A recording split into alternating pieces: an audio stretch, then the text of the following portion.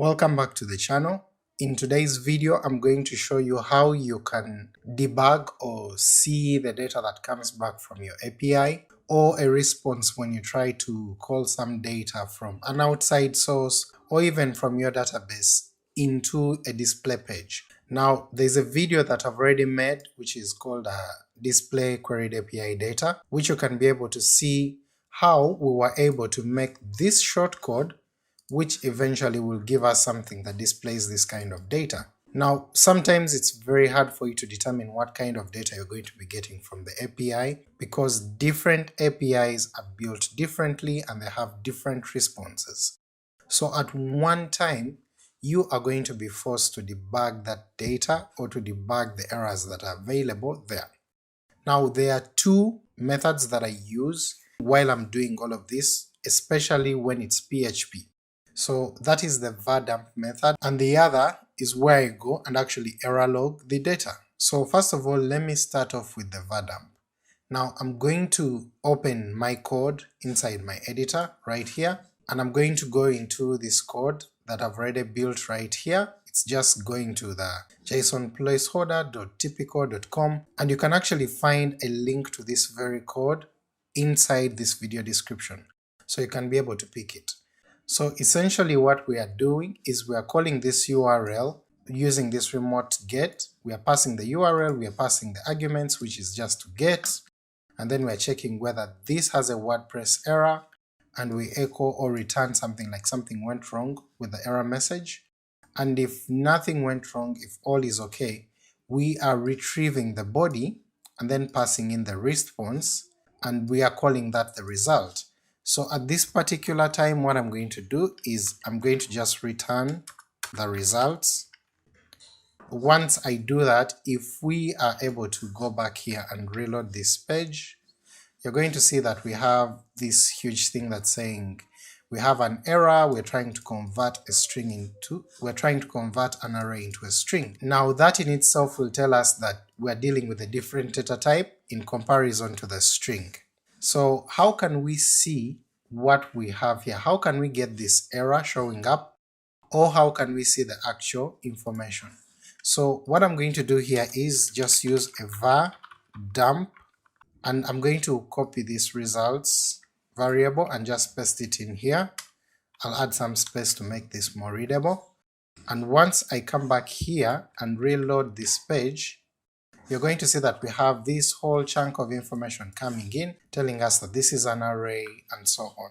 So I can make this a little bit cleaner by saying let me echo, and I'm going to echo some pre-tags in here. So pre, I'll duplicate this, move it down, and then add a slash to close off the pre-tag. Of course, add semicolons to make sure that my code is executing well. I'll come back here, reload, and you're able to see that we have an array, and inside the array we are going to loop through and we're going to get objects all through. So that's how we know that when we are going for the data, we are going to use this arrow to access this ID. So that's how we access information inside an object. So we get the result, so we are looping through each one of those results coming in from here. We get it as a result, and on the result object we use this arrow, which is just a dash and a greater than symbol, and then we look for the ID. So basically this is what we are getting right here. And so if we want to get the name, we will do the same thing and use this result and use the arrow, then get the name. Now there can be something different. The way this API returns data is that inside there we have an array, and in that array of 10 items we have different objects. So what I'm going to do is I'm going to change to a different API. Now this is one API and this is another API, and I'm going to call them from WordPress. So these are APIs that are used inside the core of WordPress, and this particular one checks for whether the PHP version that you're running on your server is recommended and is acceptable or supported. So I'm going to copy that URL and I'm going to duplicate this here. I'll paste this and I'm going to comment out the first one that we had. Now this could play out in your own way, that you want to use this very code and then make your own application, but you're going to find that sometimes it's distorted. What do I mean by that? So I'm going to come back and reload this page, and you're going to see that we actually have some errors here.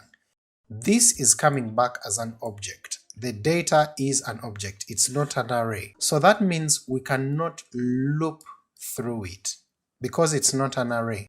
So all of this would be a mess, it would not be right.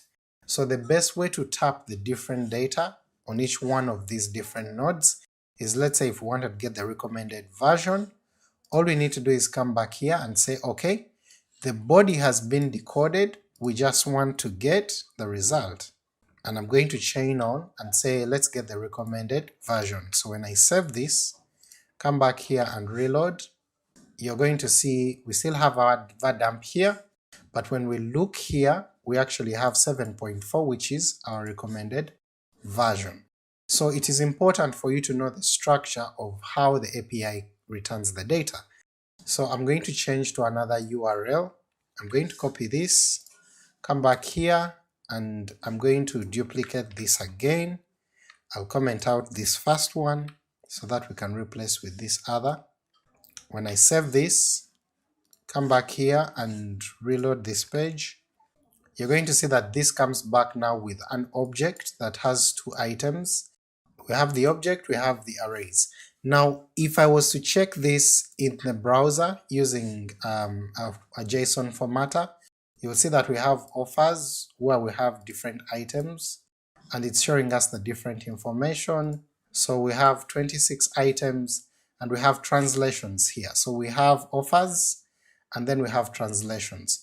So I would have to check inside the offers if I wanted to get back any information. So let me go and check the offers and then I can loop through each one of those offers.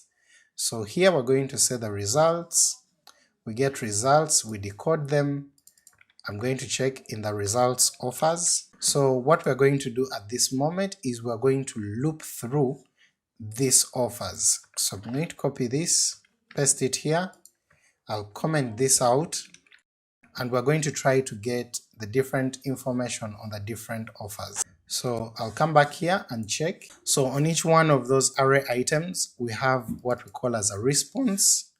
So I'll copy response and paste it here. I'm going to copy the download and I'll come and put it here in this place. I'll get the locale, current, and version. So I'll get the locale, current, and then we're also going to get the version. I'm going to remove all this other information, just keep it simple, and when I come back here in my front end and reload this, you're going to see that we have a nice table that's showing us whether this is an upgrade. It gives us the link, it tells us the locale, it gives us the current version, and then it gives us also the version as well.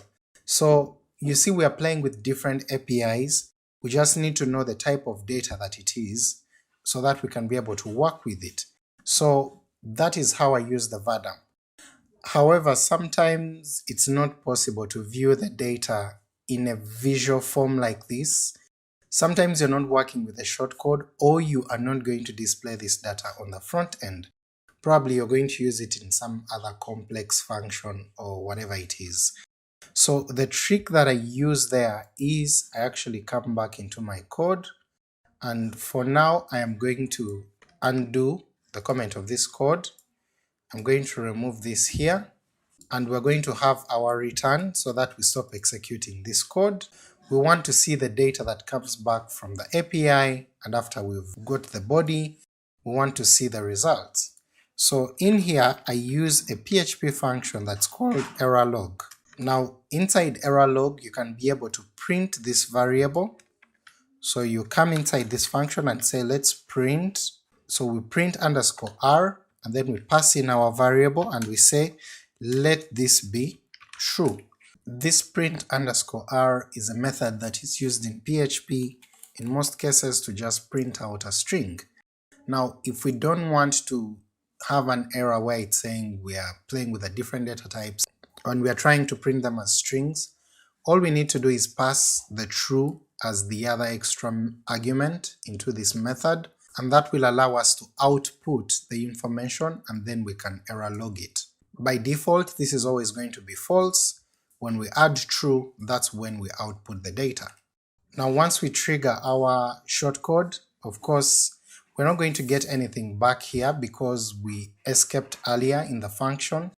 Now if we go back into our install of our WordPress, right now I'm looking at the WP content folder right here, and inside here we have plugins, we have themes, we have uploads, and we have the index. Now right in between the uploads and the index.php we should be able to have a file called debug.log, and that's basically a text file that captures all our error logs that we have from the site and then just saves them so that we can always go back and review them. Now in WordPress, to turn that on, to enable that, we need to go into our wp-config.php, which is at the base of our website. And then the first thing we'll do is say let's turn on the wp debug to be true. The other constant that we have is the wp_debug_log, and then we turn that to also be true. So once I hit save here, come back, run this again, and go back to our code, you're going to see that we now have a new file called debug.log, and when I click on it, you're going to see that it's saving all the information that's coming back from our API query. Let me go back here and change the API URL so that we can get something that is relatively shorter. I'll come back, reload this, and when we come back to our debug.log, which is here, you'll see that it's now giving us this standard object and it has these different nodes inside there. So we can be able to access this information when we know the data type that we're working with, and knowing that it's an object, so we'll be using the arrow. So knowing what is inside here, we can be able to determine how we shall be using this information right here. So the main differences that you're going to get from APIs is that most data types will either come back as a string, an array, or as an object. So you need to know what you're working with so that you can be able to pass it very well and then have it displayed on the front end. If you enjoyed this video or if you found it confusing, please leave me a comment below asking, and maybe I'll be able to clarify that a little bit better. If you have found it useful, feel free to go and check out another API URL, see the data that comes back, try to play around with it, try to error log it or to var-dump it so that you can get the right detail on your front end. Otherwise, don't forget to give this a thumbs up because you enjoyed it, and subscribe to the channel.